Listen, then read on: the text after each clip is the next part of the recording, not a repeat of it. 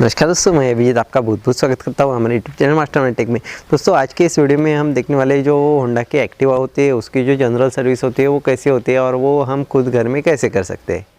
तो ये Honda Activa 4G है BS4। तो इसकी आज हम सर्विस करने वाले हैं। जो भी होंडा की एक्टिवा है ओल्ड से लेके अभी न्यू मॉडल लॉन्च हुए है उसमें तक, तो उसकी जो सर्विस है वो लगभग सेम ही है, क्योंकि सेम ही इंजन है। उनमें से बहुत से मॉडल करें मास्टरमाइंड टेक चैनल को और बेल आइकन को दबाइए हमारे ऑटोमोबाइल से रिलेटेड वीडियो सबसे पहले देखने के लिए। तो सबसे पहले हमें एक्टिवा का जो ऑयल है वो ड्रेन करना होता है। तो ऑयल ड्रेन प्लग साइलेंसर की साइड में होता है, 17 नंबर का बोल्ट लगा होता है, तो वो हमें निकाल देना है।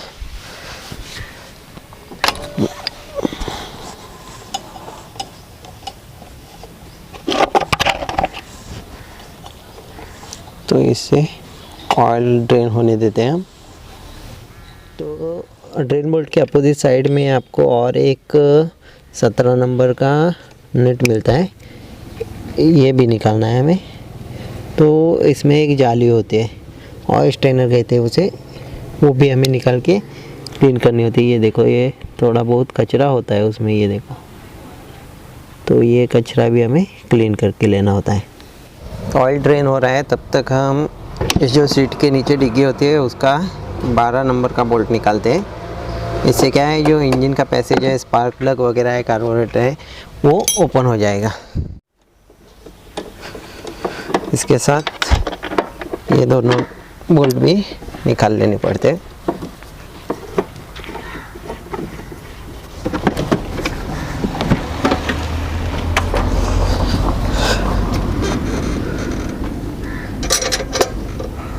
तो अब ये जो डिग्गी है या फिर सीट है ये ऊपर हो जाएगी और आप इजीली इसका जो आगे के स्टेप है वो कर सकते हो। लेकिन मैं इसको हटा दूंगा क्योंकि हमें ये जो कैमरा में शूटिंग वगैरह करना है वो एकदम क्लियरली आपको दिखाना है।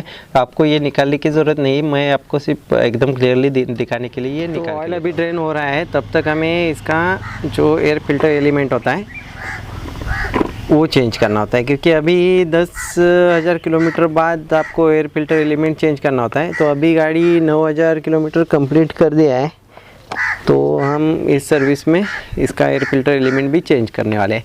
तो अगर आपकी गाड़ी ज़्यादा डस्टी एरिया में चलती है, मिट्टी वगैरह होती है, तो 10,000 से पहले ही आपको एयर फिल्टर एलिमेंट चेंज करना होता है। और हालत देखो इस एयर फिल्टर एलिमेंट की, ये देखो कितनी डस्ट वगैरह चिपकी है उसके ऊपर, और नया दिखाता हूँ। और जो भी एक्टिवाज आती है, जो नई 3G 4G 5G वगैरह आती है, उसमें इस टाइप का होता है। और जो पुरानी एक्टिवाज है उसमें इस तरह का एयर फिल्टर आता है। ये इसकी कीमत 199 मतलब 200 रुपये है बॉश का, और ये होंडा ओरिजिनल का न्यू टाइप का 180 रुपीज़ का है। और आपको फ़र्क दिखाता हूँ दोनों का, ये देखो कितना फ़र्क है। और ये अगर चोक हो जाता है, मिट्टी वगैरह जमती है, तो हमारी बाइक है उसका परफॉर्मेंस और माइलेज दोनों कम हो जाते हैं। ठीक है, तो ये आपको सिंपली इस जगह लगाना है, और जैसा हमने बॉक्स खोला था जितने स्क्रू खोले थे वो फिर से लगा देने हैं। और लगाते समय ये भी चेक करना है, इसमें अगर मिट्टी वगैरह ये कपड़े से हमें साफ़ करनी है। तो ये साफ़ करता हूँ और सिंपली जैसे निकाली थी वैसे ही लगा देता हूँ। वो एयर फिल्टर तो हमने चेंज करके लगा दिया। तो अब हमें सेकेंडरी एयर फिल्टर चेंज करना है। तो सेकेंडरी एयर फिल्टर बाइक के राइट साइड में टैंक के नज़दीक होता है, ये देखो ये। और ये लॉक इस तरह प्रेस करके हमें निकालना होता है, ये देखो ये निकल गया। ये भी इतना गंदा नहीं हुआ था, लेकिन थोड़ी बहुत डस्ट इस पे ऊपर भी है। और ये लगाते समय हमें ऑयल लगा के ये लगाना होता है। तो ये देखो इतना, ये इसमें बहुत ज़्यादा ऑयल लगाया है, इतना ऑयल नहीं लगाना होता, थोड़ा सा ऑयल लगाना होता है। और में से भिगा के ये रखना होता है। ये भी इसमें भी हमने थोड़ा सा ऑयल लगा के लिया है, और ये ऐसा हम लगा लेंगे। तो ये जो होल है इधर आना चाहिए, ये देखो ये इस तरह बैठता है। ठीक है, ये लगा दिया। ये जो एयर फिल्टर होता है ये एयर सेक्शन वॉल होता है उसका होता है, तो इसको सेकेंडरी एयर फिल्टर बोलते हैं। तो ये लग गया, और नीचे का जो प्लस का स्क्रू है इसका वो भी मैं टाइट करके लेता हूँ। तो उस साइड का ड्रेन नेट होता है वो तो लगा दिया, और ये जो ऑयल स्ट्रेटनर है वो इस तरह हमने लगाना है।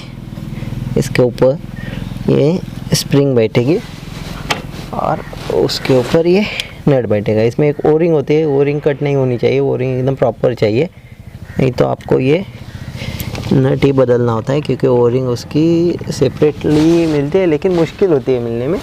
तो 20 रुपये में ये पूरा नट ही आ जाता है, ठीक है। अगर ओरिंग ये तो पूरा नट बदलना अच्छा रहता है। तो अब हमें जो गेयर ऑयल होता है वो चेक करना है। तो गेयर ऑयल चेंज नहीं करते तो भी चलता है 10,000 किलोमीटर। गेयर ऑयल जो होता है 20,000 किलोमीटर बाद चेंज करना होता है। चेंज करना भी एकदम इजी होता है। ये नीचे जो 12 नंबर का बोल्ट है वो निकालते हैं तो ये ऑयल पूरा ड्रेन हो जाता है। वो लगा के ये नट खोलना होता है और इधर से ऑयल फिल करना होता है। तो ऊपर का जो नट है वो निकालेंगे हम, और जो ऑयल लेवल है वो सिर्फ चेक करेंगे, ऑयल लेवल कम तो नहीं हो गई। ये देखो ऑयल बाहर आ गया, इसका मतलब ये है कि ऑयल लेवल प्रॉपर है, ऑयल भी एकदम अच्छी कंडीशन में। तो गेयर ऑयल क्या होता है, इतने जल्दी ख़राब नहीं होता, एकदम अच्छे से चलता है। सिर्फ आपको लेवल चेक करनी है। अगर लेवल कम हो गई तो टॉप भी कर सकते हो या फिर पूरा भी नया डाल सकते हो। और ये बोल्ट मैंने टाइट करके ले लिया। तो अब हमें बाइक का स्पार्क प्लग क्लीन करना है। तो स्पार्क प्लग कैप निकालने के बाद ये जो टूल होता है ये कंपनी हमें प्रोवाइड करती है।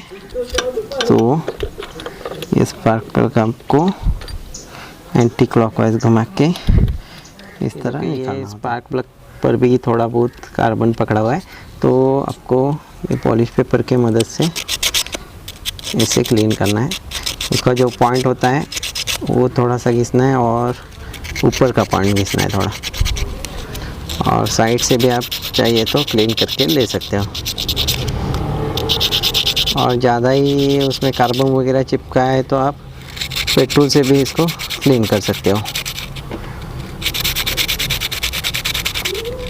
ये इस तरह आपका स्पार्क प्लग क्लीन हो जाता है, ठीक है। अगर ज़्यादा ही गंदा है स्पार्क प्लग तो चेंज करना ही अच्छा रहता है। तो ये इतना ज़्यादा ख़राब नहीं हुआ था, ये देखो ये क्लीन हो गया। तो अब जैसे निकाला था वैसे मैं स्पार्क प्लग लगा लेता हूँ। तो अब हमें ऑयल फिल करना है। तो ऑयल फिल करते समय एक बात ध्यान रखनी है, जो ऑयल रिकमेंडेड ग्रेड का है वही डालना है। ये 10W30 लगता है एक्टिवाज वगैरह, जो भी एक्टिवाज है हमारी उसमें, तो 10W30 का ही है। और 800 ml ऑयल लगता है, ये 900 ml का पैक मुझे मिला और 333 रुपीज़ की कीमत है। कैस्ट्रॉल कंपनी का है, ठीक है। तो आप किसी भी कंपनी का यूज़ कर सकते हो, कैस्ट्रॉल विडॉल जो भी आपको अच्छा लगे वो, या फिर होंडा का जेन्युइन ऑयल भी यूज़ कर सकते हो। तो आज कैस्ट्रॉल का मेरे ख्याल से अच्छा था, इसलिए मैं कैस्ट्रॉल का डाल रहा हूँ। तो ऑयल डालना थोड़ा डिफ़िकल्ट होता है इसमें। तो इस तरह कागज़ आप रखोगे तो ऑयल एकदम ईज़िली फिल हो जाएगा। ये देखो ज़रा भी गिरेगा नहीं। तो इस तरह तकरीबन 800 ml ऑयल में फिल करके लेता हूँ और लेवल चेक करते हैं। ऑयल फिल हो गया है और लेवल भी लिपस्टिक पर एकदम प्रॉपर मैक्सिमम पर है।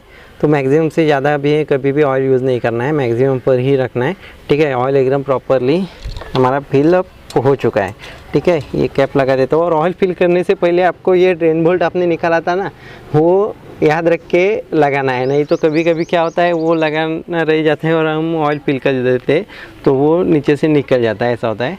तो वो हमें चेक कर लेना है। ये मैंने पैक कर दिया, एकदम टाइट कर दिया। अब हमें हमारी जो स्कूटर के ब्रेक है वो टाइट करने हैं, क्योंकि जैसे हम यूज़ करते हैं तो लाइनर घिसते हैं और प्ले बढ़ जाता है। ये देखो इसका प्ले कितना बढ़ गया है। तो ये जो प्ले है ना इधर का 1.5 से 2 सेंटीमीटर तक ही होना चाहिए। तो ये बहुत ज़्यादा बढ़ गया है, तो हमें ब्रेक टाइट करने होंगे। तो ब्रेक का प्ले कम करने के लिए या फिर ब्रेक टाइट करने के लिए हमें ये 14 नंबर का नट होता है, ये क्लॉकवाइज घुमाना पड़ता है। हाथ से भी घूमता है, नहीं तो ज़्यादा टाइट है तो स्पैनर का भी यूज़ कर सकते हो 14 नंबर का। और ये करने से पहले हमारा जो पीछे का व्हील है वो भी घुमा के देखना है। कभी कभी ज़्यादा टाइट हो जाता है ना तो ब्रेक लग कर ही रहता है। ये देखो अभी फ्री हो गया है, ठीक है। तो इतना मैंने रख दिया। अभी प्ले 2 से 1.5 सेंटीमीटर तक हो सकता है मेरे एक अंदाज से।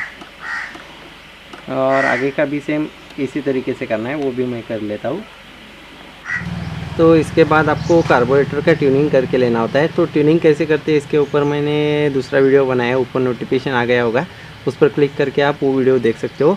और टैपिट का अगर साउंड आ गया है तो टैपिट भी हमें सेट करके लेने होते हैं, उसका भी सेपरेट वीडियो बनाया है क्योंकि वो थोड़ी प्रोसेस बड़ी है, तो इसमें मैं रिपीट करूँगा तो वीडियो बहुत बड़ा हो जाएगा, इसलिए वो अलग वीडियो ऑलरेडी बनाया है, वो ऊपर क्लिक करके आई बटन पे आप देख सकते हो। ये दोनों स्टेप भी होते हैं। टैपिट का अगर साउंड ज़्यादा आ रहा है तो ही करना होता है, नहीं कर तो टैपिट का साउंड जो सेटिंग होता है तो हर बार करना इम्पोर्टेंट नहीं है, सिर्फ अगर आवाज़ आता है और गाड़ी 20 या उससे ज़्यादा किलोमीटर चलती है तो ही करना पड़ता है।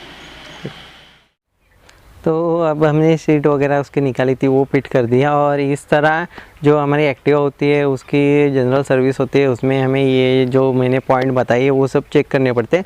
और इसके अलावा आपको और कुछ प्रॉब्लम आ रहा है, जैसे कि हॉर्न नहीं बज रहा है या फिर लाइट नहीं लग रही है, तो वो एक्स्ट्रा चेक करना पड़ता है, या फिर हैंडल में प्ले वगैरह है तो वो चेक करना पड़ता है। तो आशा करता हूँ ये वीडियो आपको बहुत अच्छा लगा होगा। अगर ये वीडियो आपको अच्छा लगा तो प्लीज़ ये वीडियो लाइक कर दीजिए, अपने दोस्तों के साथ शेयर कर दीजिए।